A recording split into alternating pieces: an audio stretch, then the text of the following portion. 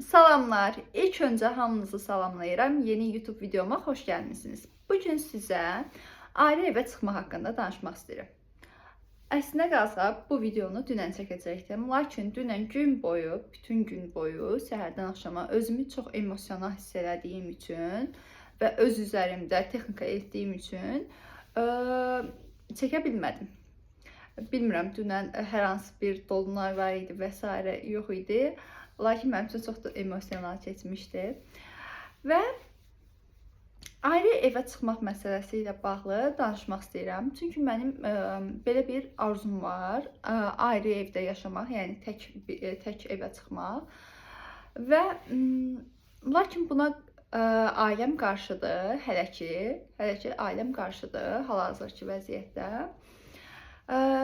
Bir-iki dəfə cəhdim olub, yəni həmişə dilimə gətirirəm ki, mən ayrıca evə çıxmaq istəyirəm, tək yaşamaq istəyirəm və ev qiymətləri ilə də maraqlanmışdım. İpotekaya ev götürməklə bağlı, ilkin ödənişlə bağlı, hətta kirayə evlərə də baxmışdım. Lakin onda özümü tam hazır hiss eləməmişdim və bu yaxınlarda yürüyüş edərkən yenidən bu sualı özümə verdim ki, yaxşı, bəs ailən sənə mane olmasaydı da, həqiqətən də və ailənlə münasibətlərin yaxşı olsaydı və sən ayrı evə çıxsaydın, necə hiss eləyərdin? Bacarardın bunu? Lakin cavab olaraq belə bir hissiyat gəldi mənə ki, mən hələ kontrol olunmaq istəyirəm və ayrı evə çıxmaq istəmirəm. Məni kimsə kontrol eləsin istəyirəm. O dırnaq açıb bir söz var, öz başınasan, öz başına olmaq istəmirəm. Səbəbinə gəldikdə isə niyə buna ehtiyac duyuram? Mən biraz impulsiv insanam, emosiyalarla daha çox yaşayan insanam, emosional insanam. Məntiqli tərəfim də var, o heç. Təbii ki, mən texniki fənləri yaxşı bilirəm, riyaziyyat müəllimliyini bitirmişəm. Yəni məndə məntiq də var. Amma öz həyatıma gəldikdə daha çox emosiyalarla qərar verməyi sevirəm. Spontan yaşamağı sevirəm, planlı yaşamağı sevmirəm və azad yaşamağı sevirəm. Amma əslində ayrı evə çıxıb bəs nəyə görə azad yaşaya bilmirəm? Bunu özümə sual verdikdə başa düşdüm ki, hələ ki mən o azadlığı, məsuliyyətini götürməyə hazır deyiləm. Yəni ki, mən hələ də ehtiyac duyuram ki, mənə kimsə axşam məsələn desin ki, filan saatdan sonra məsələn gec qalma ginən, evə gəl ginən, narahat oluruq desin. Belə. Və bunu öz koç müəlliməmlə, mentorumla məsləhətləşdikdə o mənə dedi ki, Ədə, özünü idarə etməyi və disiplinli olmağı öyrən. Yəni, hələ ki, bunları öyrənməlisən. Təbii ki, özünü idarə dedikdə nəyi nəzərdə tutulur? Gəlin, biraz bunu açım. Mən bayıra çıxdığım zaman, çölə çıxdığım zaman mənə biri deməsə ki, filan saatda Ədilə evə gəl, mən adətən o saatda gəlmək istəmirəm. Və istəyirəm ki, məsələn, gecə də çöldə qalım. Yəni, müəyyən saata qədər hələ də çöldə davam edeyim. Amma bu da mənim iş həyatıma təsir göstərir, mənim sağlamlığıma təsir göstərir. Yəni, necə deyim, həyatımı spontan, yəni başdan ayağa spontan yaşaya bilmərəm də. Çünki mənim bir yuxu rejimim var, bir yemək rejimim var, ümumiyyətlə, necə deyim, görməli olduğum işlər var, hamısına vaxt çatdırmaq lazımdır. Mən isə gəzməyə və əylənməyə başladığım zaman bunu dayandıra bilmirəm. İşə daha çox fokuslana bilmirəm, daha çox gəzmək istəyirəm, daha çox əylənmək istəyirəm və s. Bunun üçün, buna görə özümü idarə etmək faizim daha azdır. Əgər öz başıma qalsam, öz kontrolumda olsam, Düşünürəm ki, nə olar? Necə olardı? Bugünəcən heç öz kontrolumda qalmayan bir insan kimi demək istəyirəm ki, hələ ki uşaqlığınızda daha çox kontrol olunmusunuzsa, buna məsələn aiddir nə sizin yerinizə qərarlar verilibsə daha çox. Sən bilmərsən, sən uşaqsan elə. Mən sənin üçün daha yaxşısını istəyirəm, mən deyən olmalıdır deyən ailədə valideynlərlə böyümüsünüzsə, öz qərarlarınızı vermək və öz həyatınızın idarəsini öz əlinizə almaq çətindir. Və etiraf etmək lazımdırsa, mən belə ailədə böyümüşəm. Anam əsasən çox kontrolcu olub, atam da kontrolcu olub, amma anam ondan daha çox kontrolcu olub və hər zaman müəyyən şeylərdə məcbur edib. Məsələn, bunu geyinməlisən, hava soyuqdur, belə geyinməlisən, bunu yeməlisən mütləq, bu sağlamlıq üçün faydalıdır. Mütləq tez yatmalısan, səhər dərsə gedəcəksən və yəni yatmağın lazımdır ki, səhər oyna biləsən və s. Bu baxımdan çox kontrolcu ailədə böyümüşəm. Buna görə də azadlıq və təklik istəməyimin də daha çox səbəbi budur. Nə qədər çox kontrol olunmuşamsa, o qədər də çox kontroldan qaçmışam.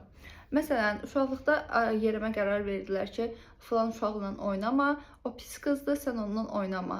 Məsələn, gəlirdi, uşaq qapını döyürdü. Deyirdilər ki, Ədil evdə yoxdur, məsələn. Ya da məsələn, deyirdilər ki, oğlanlarla oynama, onlarla danışma, məktəbə getməyə başlayandan sonra belə, yəni qadağalar qoyulurdu. Onu geyinmə, belə gülmə, çox gülmə. Qonşu sənə bir şey verəndə göz ağardırdılar ki, götürmək olmaz, acgöz olma, qonaqdan qabaq nə bilim stola əl atma və s. Məncə, əgər siz də belə ailədə böyümüsünüzsə, rəylərdə qeyd edə bilərsiniz. Yəni sizin ailədə kontrol faizi nə qədər çox olub. Və mən özümü tanıyalı azadlıq peşində olmuşam. Məsələn, evə işlərdə qala bilmirəm ki, orada iş saatları standart olsun. Ofis işi məsələn məni sıxır. Mən çıxıb gəzmək, hava almaq istəyirəm. Daha sonra bir insanın öyrəndiyi bir sxem var da, uşaqlığından yaşadığı bir həyat sxemi var.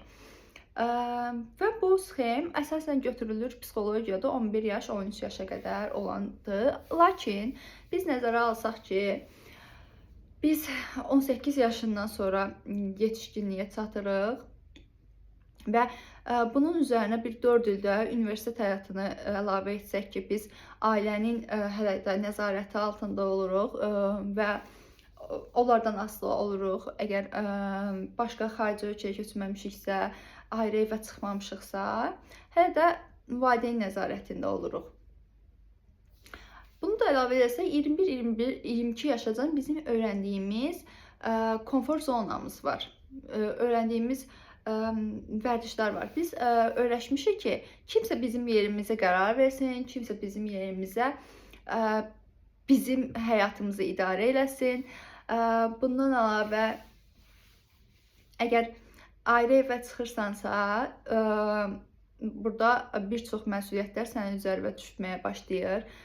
Buna aiddir öz sağlamlığını qorumaq, öz təhlükəsizliyini qorumaq, evin təhlükəsizliyini təmin etmək, evin kommunal xərclərini təmin etmək, özünün qida xərclərini, alış-veriş xərclərini təmin etmək, yemək bişirmək, əgər almırsansa yemək bişirməkdir, paltarların təmizliyidir, ütüsüdür, evin səliqə-səhmanıdır, təmizliyidir. Yəni, təbii ki, bunlar kömək alınası bir şeylərdir. Məsələn, evdə əgər santexnika işləri varsa ya da nəsə xarab olubsa, onların alış-verişidir. Yəni, bir evdə lazım olacaq bütün nə ehtiyaclar varsa, hamısı tək adamın üzərinə düşür. Məsələn, ola bilər ki, evə əşyaların alınmasıdır, onların daşınmasıdır, xərcləridir və s. Yəni, burada tək sizin xərclərinizin üzərinə əlavə məsuliyyətlər də gəlir. Evin xərcləri gəlir və gündəlik disiplinli olmalısan ki, bütün bunları çatdıra bilərsən. Çünki iş həyatın var, əgər tələbəsənsə tələbə həyatın var, hər ikisi varsa, həm tələbəsən, həm işləyirsən, həm də ev işlərini çatdırmalısansa, bu məsuliyyətlər biraz çox gələ bilir və insan deyir ki, mən ailəmin evində komfortluyam, çıxmayım bu evdən. Məsələn, mən o zaman evlərə baxan zaman, ipoteka evlərə baxan zaman ki, ev götürmək istəyirəm, mən onun xərcini qarşılaya biləcəyimi düşünməmişdim. Və biz hər zaman narazıçılıq edirik ki, bizi valideynlərimiz qoymur ya da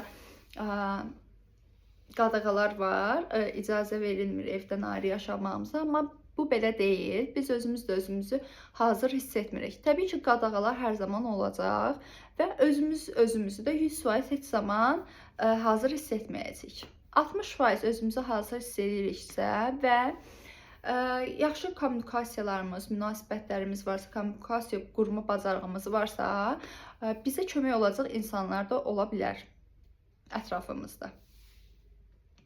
Və bu zaman təbii ki, ailə öyrəşməyibsə, ailədə hələ və ailədən öncə gələn nəsillərdə bu görülməyibsə, ilk dəfədirsə, bu təhlükə siqnalıdır onlar üçün və təbii ki, sizə qarşı çıxacaqlar.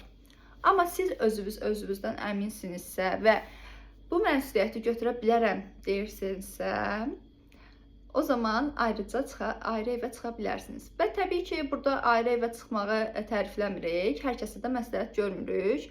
Hər kəs özü fərdidir, hər kəsin öz istəkləri var, hər kəs öz həyatında yoxlayıb qərar verə bilər, ona hansı uyğundur, hansı uyğun deyil.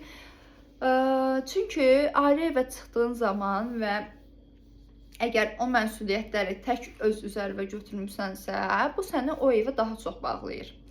Bu zaman daha az hərəkətli olursan, daha çox evdə zaman keçirmək istəyirsən və əgər sən səyahət etməyi çox sevirsənsə, əgər sənə qulluq olunmağını çox sevirsənsə, ev işlərini çox sevmirsənsə və bunu ev işlərini başqasına gördürəcək maddiyyatın yoxdursa, ailə evində qalmaq daha sənin üçün üstünlük ola bilər. Həm də ki, ailəndən zaman keçirmiş ola bilərsən.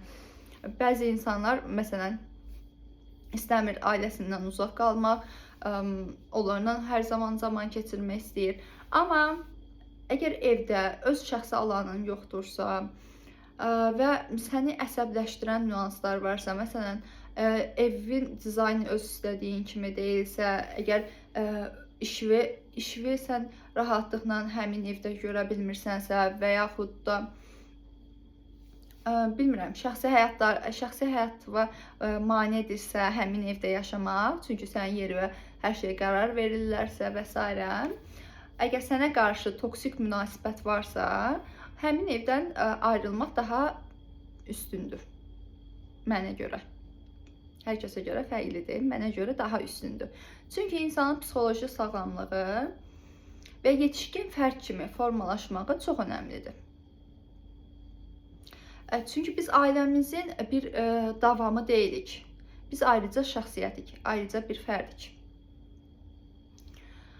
Və inşallah bir gün bura ayrıca öz evimə sahib olanda belə bir video çəkib ataram, öz ev turumu çəkib ataram. Mən nə üçün ayrıca evə çıxmaq istəyirəm? Çünki bizim evdə mənim ayrıca otağım yoxdur. Ayrıca otağım yoxdur və axşamlar ailəm iş saatından sonra evə gəldikdən sonra, məsələn, mən səs-küylü olduğu üçün və ev balaca olduğu üçün, 2 otaqlı ev olduğu üçün, mən burada rahatlıqla video çəkə bilmirəm və özümü rahat hiss eləmirəm. Bəzən tək qalmaq istəyirəm, çünki emosiyalarımı insanların yanında daha çox göstərən insan deyiləm. Ona görə mənim üçün önəmlidir ki, mən tək qalım, emosiyalarımı çıxara bilim və özümlə zaman keçirə bilim və s. Bir çox səbəb var ki, məsələn, tutalım ki, bura mənim üçün çəkiliş üçün daha uyğun deyilsə, başqa ev daha uyğundursa mənim üçün, mən məsələn həmin evə köçmək istəyə bilərəm. YouTube-da da videomuz var idi. Sona xanımla, numeroloq koçdur Sona xanım. Onun mənim xəritəmi analiz etdikdə dedi ki, sənə həyət evi ədilə daha məsləhətlidir. Çünki mən torpaq ünsuru insanam. Torpaq bürcünə aidəm. Və mənim üçün önəmlidir ayaqlarım yerə sağlam bassın, torpaqlanma edim, dayağımı hiss edeyim. Mənim üçün bu çox önəmlidir. Və mənim üçün önəmlidir mənim şəxsi alanım, şəxsi evim olsun.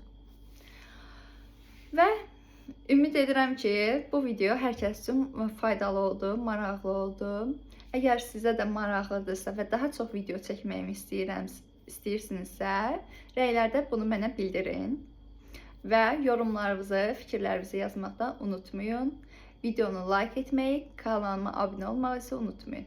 Sizi sevirəm.